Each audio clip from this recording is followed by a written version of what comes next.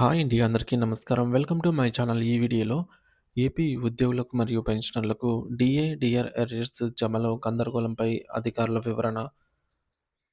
మరి మనకు తెలిసిందే గత కొద్ది రోజులుగా డీఏ, డీఆర్ అరియర్స్ జమ అవుతున్నాయన్నమాట.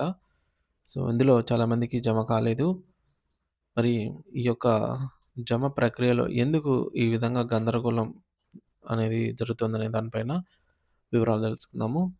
వీడియోనైతే ఎక్కడే కానీ స్కిప్ చేయకుండా ఎండ్ వరకు చూసేయండి. అప్పుడే ఇన్ఫర్మేషన్ పూర్తిగా అర్థమవుతుంది. అలాగే వీడియో చూస్తున్న ప్రతి ఒక్కరు వీడియోకి లైక్ చేయండి ఫ్రెండ్స్. ఈ వీడియోని తోటి ఉద్యోగ పెన్షన్ మిత్రులతో అయితే షేర్ చేయండి. కొత్తగా మన ఛానల్‌ని చూస్తున్నవారు ఇంకా ఎవరైనా సబ్స్క్రైబ్ చేసుకోనట్లయితే వెంటనే మన ఛానల్‌ని సబ్స్క్రైబ్ చేసుకోండి. సో, దీని ద్వారా నేను చేసే లేటెస్ట్ వీడియోస్ అన్నీ మీ వరకు రీచ్ అవుతాయి. ఇక ఆలస్యం చేయకుండా వివరాల్లోకైతే వెళ్ళిపోదాము. ఫ్రెండ్స్, ఇక విషయానికొచ్చినట్లయితే ఆంధ్రప్రదేశ్ రాష్ట్ర ప్రభుత్వ ఉద్యోగులు మరియు గౌరవనీయులైన పెన్షనర్లకు సంబంధించి కరువు భత్యం, డీఏ మరియు కరువు ఉపశమనం, డీఆర్ బకాయిలు అరియర్స్ విషయంలో గత కొంతకాలంగా తీవ్రమైన గందరగోళం మరియు అనిశ్చితి నెలకొంది. ఈ బకాయిలు ఎప్పుడొస్తాయి? ఎందుకు కొందరికే వస్తున్నాయి అనే సందేహాలపై స్పష్టత కోరుతూ పలు ఉద్యోగ సంఘాల ప్రతినిధులు ఉన్నత అధికారులను కలిసి నిలదీయడం జరిగింది. ముఖ్యంగా ఈ డీఏ మరియు డీఆర్ అరియర్స్ అనేవి సిపిఎస్ విధానంలో ఉన్న ఉద్యోగులకు మరియు పదవి విరమణ చేసిన పెన్షనర్లకు నగదు రూపంలో అందాల్సి ఉంటుంది. ఎవరైతే పాత పెన్షన్ విధానం ఓపీఎస్ కింద ఉండి జీపీఎఫ్ ఖాతాలను కలిగి ఉన్నారో వారికి ఈ బకాయిలు ఇప్పటికే వారి ఖాతాల్లో అయితే జమ కావడం వల్ల వారికి పెద్దగా ఇబ్బందులు లేవు. కానీ నగదు రూపంలో రావాల్సిన వారి పరిస్థితి మాత్రం గందరగోళంగా మారింది. ఈ సమస్యల పరిష్కారం మరియు ప్రస్తుత పరిస్థితులపై నిన్నటి వీడియోలో పెన్షన్‌లకు సంబంధించి పూర్తి వివరాలను వివరించడం జరిగింది. ఒకవేళ ఎవరైనా ఆ సమాచారాన్ని మిస్ అయ్యి ఉంటే ఒకసారి వివరాలను చూసి పూర్తిగా అవగాహన అయితే పెంచుకోవచ్చు. ఇక సిపిఎస్ ఉద్యోగుల విషయానికి వస్తే వారి సమస్యల పరిష్కారం కోసం యూటీఎఫ్ గుంటూరు జిల్లా నాయకులు జిల్లా ట్రెజరీ అధికారులని కలిసి సుదీర్ఘంగా చర్చించారు. ఈ చర్చల్లో డీటీఓ గారు ఇచ్చిన వివరణ కేవలం ఒక జిల్లాకే పరిమితం కాకుండా ఆంధ్రప్రదేశ్ రాష్ట్ర వ్యాప్తంగా ఉన్న అందరు ఉద్యోగులకు మరియు పెన్షనర్లకు ఒకే విధంగా వర్తిస్తుందని మనం గమనించాలి. ప్రభుత్వం నిబంధనల ప్రకారంగా ప్రతి ఒక్క లబ్ధిదారునికి 3 విడతల డీఏ, డీఆర్ బకాయిలు జమ కావాల్సి ఉంది.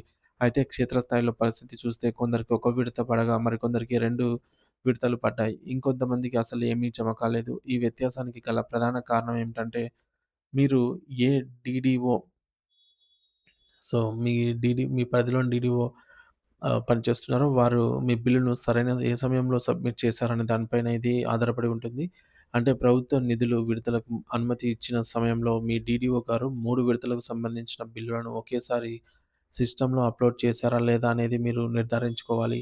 మీరు మీ బకాయిల స్థితిని తెలుసుకోవాలంటే సీఎఫ్ఎంఎస్ వెబ్‌సైట్‌లో మీ బిల్లుకు సంబంధించిన టోకెన్ నంబర్‌ను ఉపయోగించి స్టేటస్ చెక్ చేసుకోవడం ఉత్తమమైన మార్గము.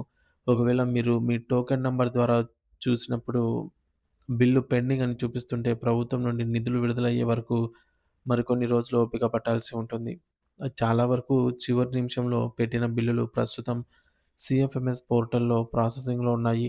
ఒకవేళ మీ బిల్ ఏదైనా కారణం చేత రిజెక్ట్ అయ్యి ఉంటే వెంటనే మీ కార్యాలయ అధికారులను సంప్రదించి సరైన ధృవీకరణ పత్రాలతో మళ్ళీ కొత్తగా బిల్లును అప్లై చేయించుకోవాలి. సో, మరొక ముఖ్యమైన విషయం ఏంటంటే బదిలీల వల్ల డీడీఓలు మారిన ఉద్యోగులు కొంత ఇబ్బంది పడుతున్నారు. ఒకవేళ మీరు పాత చోట పనిచేసిన కాలానికి సంబంధించిన బకాయిలు పెండింగ్‌లో ఉంటే పాత డీడీఓ వద్ద నుండి నాన్ రాయల్ సర్టిఫికేట్ అంటే అక్కడ మీరు ఈ డబ్బులు తీసుకోలేదని తెలిపే పత్రం. దీన్ని నాన్ రాయల్ సర్టిఫికేట్ లేదా జెన్యూన్ సర్టిఫికేట్ తీసుకురావాలి. మరి ఆ పత్రాన్ని మీ ప్రస్తుత కార్యాలయంలోని డీడీఓకి సమర్పిస్తే వారు మీ యొక్క పెండింగ్ విడతల కోసం కొత్తగా బిల్లును జనరేట్ చేసి ట్రెజరీకి పంపిస్తారు. దీనివల్ల ఆగిపోయిన బకాయిలు మళ్ళీ వచ్చే అవకాశం ఉంటుంది. ప్రస్తుతం అందుతున్న సమాచారం ప్రకారం సోమవారం నుండే ఆర్థిక శాఖ మరియు ట్రెజరీ అధికారులు ఈ పెండింగ్ బకాయిలపై ప్రత్యేక కసరత్తు మొదలుపెట్టారు. సిస్టమ్‌లో ఉన్న చిన్న చిన్న సాంకేతిక లోపాలను సవరించి పెండింగ్‌లో ఉన్న బిల్లులన్నిటినీ క్లియర్ చేసే పనిలో ఉన్నారు. ఈ క్రమంలో ఈ వారం చివరి నాటికి మెజారిటీ ఉద్యోగులకు మరియు పెన్షనర్లకు వారి బకాయిలు ఖాతాల్లో అయితే జమ అయ్యే అవకాశం ఉందని అధికారులు ఆశాభావం వ్యక్తం చేస్తున్నారు. ఒకవేళ ఈ వారం గడిచిన తర్వాత కూడా మీ ఖాతాలో డబ్బులు పడకపోతే పైన చెప్పిన విధంగా వెంటనే మీ డీడీఓని కలిసి మీ బిల్లు స్థితిని వ్యక్తిగతంగా తనిఖీ చేసుకోవడం మంచిది. ప్రభుత్వం నుండి నిధులు అందరికీ అందుబాటులో ఉన్నాయని, కేవలం సాంకేతిక మరియు బిల్లుల సమర్పణ లోపాల వల్లే ఈ ఆలస్యం జరుగుతోందని అధికారులు స్పష్టం చేశారు.